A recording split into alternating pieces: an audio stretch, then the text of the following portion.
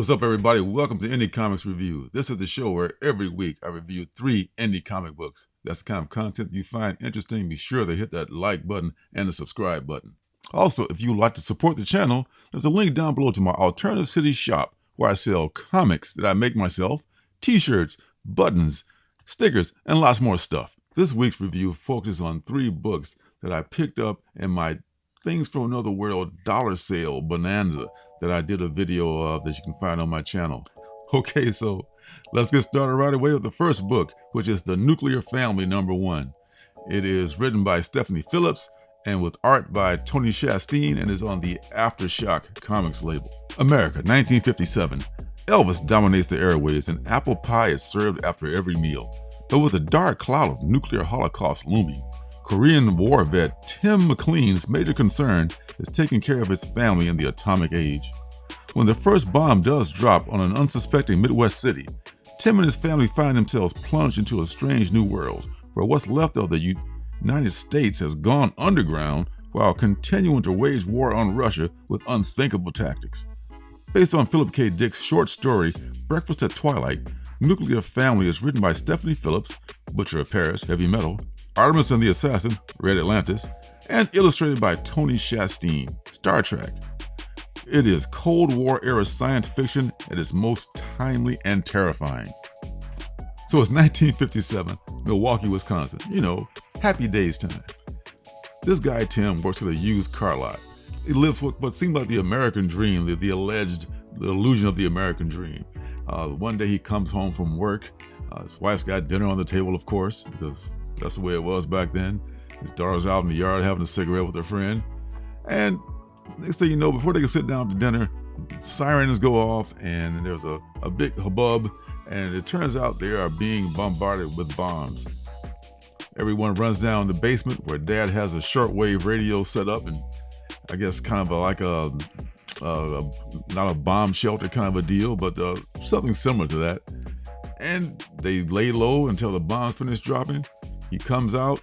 Something has changed about the world. I won't go too much into it. I'm sure the series is over now, so people that have read it know what I'm talking about. But it looks like I would like to finish reading this series. I think there's a twist coming where they are somehow transported, or they've survived the nuclear blast, and maybe they're in the future or something like that.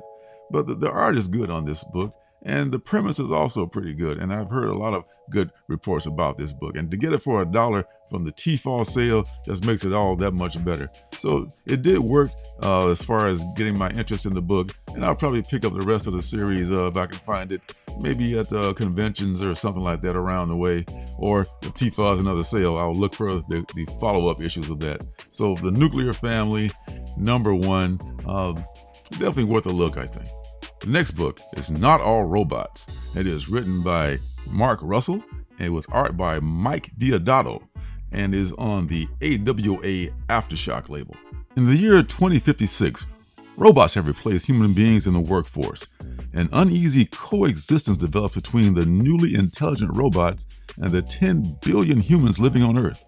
Every human family is assigned a robot upon whom they are completely reliant. What could possibly go wrong? Meet the Walters, a human family whose robot Razorball ominously spends his free time in the garage working on machines which they are pretty sure are designed to kill them in this sci-fi satire from Mark Russell, The Flintstones, Second Coming, and Mike Diodato Jr., The Amazing Spider-Man, and The Resistance. Not All Robots might be my favorite book out of this bunch. It takes place in the future, 2056, where mankind's just foolishness and greed and has made a huge disaster of the planet. All the remaining cities are under giant domes. Robots have taken over because humans are just incompetent and imperfect. And there's even this TV show called Talking Bot, where it's like almost like a news channel, political kind of a thing, where the robots debate humans about really the significance that humans play in the world, and should humans even continue to exist. It's really a great satire. The writer Mark Russell talks about it in the back matter, whereas Not All Robots is a metaphor for toxic masculinity. You can absolutely see how it works. The dad is just in this family where the robot is just the breadwinner, and the dad is just this complete ass kisser. All he asks the robot is how his day was, like he really cares about it. I mean, actually, just in total fear of the robot. The mom and the kids are just like, how can you be such a stand for this creature? And the robot is just like the embittered dad who goes to work every day and hates his life because he's taking care of the family, and it's just boring to death. It's like instances where people are there's mishaps with the robots where the robots have just gone apeshit and killed entire families, and of course the councils find no wrongdoing in these circumstances. And there's these other like synthoid robots being created, which makes the current robot species feel like they're going to be replaced pretty soon. So everyone's got their pressure on them, the humans and the robots. It's a really smart book. I would absolutely like to collect the rest of these issues or get the trade for Not All Robots. I was going to pick it up when it first came out, but I missed the first issue and I just decided to just wait for the trade, and then the sale came along, so I picked up with number 1. So I'll definitely look into further issues of this, and I recommend that if you have not already, that you do the same. The last book is The Electric Black, The Dark Caravan Special.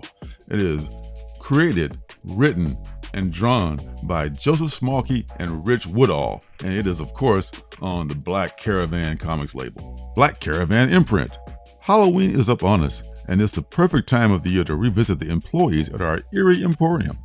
The Yellow Stranger guides June and Jack through the origin tale of the Electric Black itself.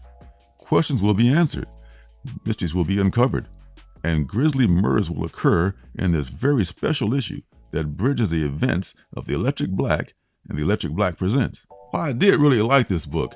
Almost everything that Black Caravan makes, I really enjoy. It's clear that I missed a lot of stuff, so I just have to kind of like piece together the story. There's this yellow masked character whose origin I'm not aware of, who is telling these tales to these 2 employees of this, I guess, I don't know what they're part of they're not in the Black Caravan, but they're working like in a I don't know, it looks like a bar or something like that. But he's telling this tale, or the creature is telling this tales to these other individuals, and he's talking about this meteor that's fell from the sky and how it possessed the king of this kingdom, and it led to the demise of the kingdom. And there was another tale about the actual Dark Caravan and the leader of the Dark Caravan, and how he purchased the freedom of this woman who was this special individual, because the Dark Caravan is a group of individuals with special powers, different types of, some physical, some psychic. And as the story ends, it leads into another adventure of the Dark Caravan. So I mean, I didn't have the books before or the books after, so I was kind of thrown into the middle of this book, but I still found it entertaining. So did it inspire me to get the books before and the books afterwards? Sure. Smallkey and Woodall do a good job with this genre, and that whole Black Caravan imprint is very, very good for you horror fans out there. So that's it. I mean, it was a great haul to get those books for $1. Next week, I'll be doing another themed review of books that I've read or I've reviewed before, and now the series have wrapped up. And I'm going to do a wrap-up show as to how those series wrapped up, because some were pretty good and some not so good. So be sure you don't miss next week's review. So until next time, thanks for stopping by. Be sure to hit the like button and the subscribe button. And I'll see you guys in the funny papers. Hey, don't forget to subscribe and leave a thumbs up.